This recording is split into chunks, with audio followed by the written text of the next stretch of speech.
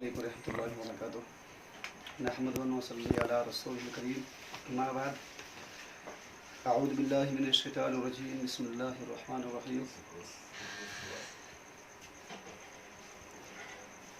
अक़िमिस सलाता लिज़िक्री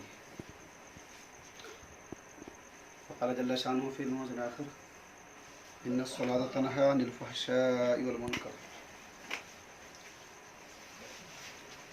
दोस्तों, ये पहली आयत सूरह ताहा की आयत का एक छोटा सा टुकड़ा मैंने पढ़ा है, और दूसरी आयत 21वें पारे की बिल्कुल शुरू की आखिर दूसरे नंबर की आयत है। इसमें अल्लाह रब्बुल आलमीन फरमाता है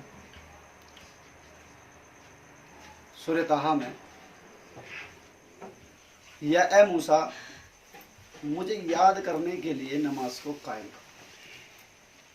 ये नमाज कायम करो, नमाज अदा करो मुझे याद करने के।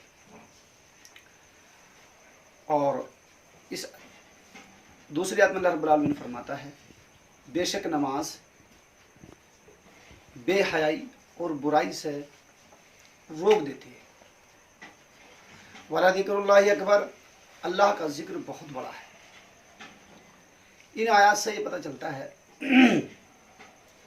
कि अगर आदमी सही तरीके से अल्लाह को याद करने के लिए नमाज पढ़ता है और खुशू और खुजू के साथ नमाज पढ़ता है और सिर्फ रियाकारी दिखावा और तकब्बुर उसमें नहीं होता है, तो ये एक नमाज की अंदर से एक फितरत और उसका मिजाज है कि इंसान को बहुत सारी बुराइयों से और बहुत सारी बेहयाई से रोक देती है।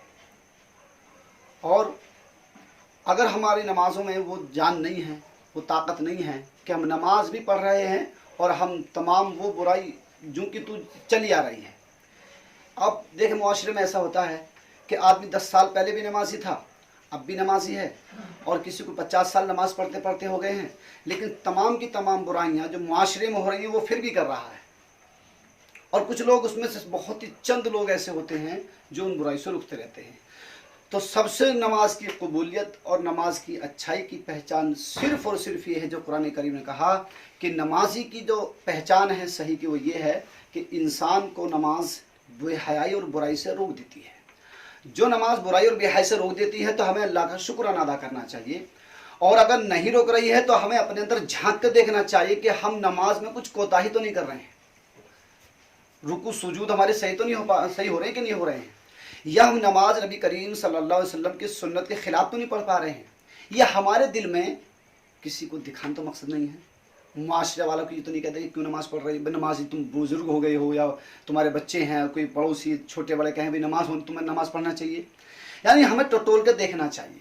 इसलिए आपको आप बता दूँ, अल्लाह के नबी सल्लल्लाहु अलैहि वसल्लम ने फरमाया, नमाज से गवाही दी जाती है कि वो मोमिन है।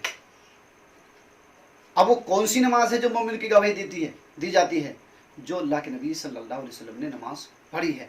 ऐसा नहीं हुआ करता कि एक आदमी नमाजी भी हो और एक आदमी फिर झूठ भी बोल दे। एक आदमी नमाजी हो और रीति रिवाज में मुलव्विस होता हो, एक आदमी नमाजी हो और उसके साथ साथ अब मस्जिद से बाहर निकलने के बाद वही जो मुआशरा बोले कर रहा था उसमें मुलव्विस हो। ये कभी नहीं हो सकता, क्योंकि कुरान झूठा नहीं हो सकता है। कुरान एक खास से बताता है कि नमाज जो होती है, सही जो नमाज उसकी होती है कि इंसान को बुराई और बेहयाई से रोक देती है। और दूसरी बात, एक बात और बता दें दोस्तों, इस्लाम को कबूल करने के बाद और जो सबसे पहला जो पौधा जो उगता है इंसान के अंदर, वो सिर्फ नमाज के जरिए से उगता है। जो आदमी नमाजी है तो समझो वो मुस्लिम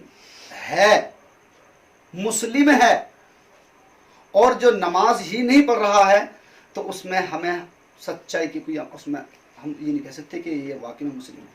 कभी वो भी अल्लाह के नबी सल्लल्लाहु अलैहि वसल्लम के ज़माने में जो आदमी जमात की नमाज नहीं पढ़ा करता था उसको मुनाफिक शुमार होता था।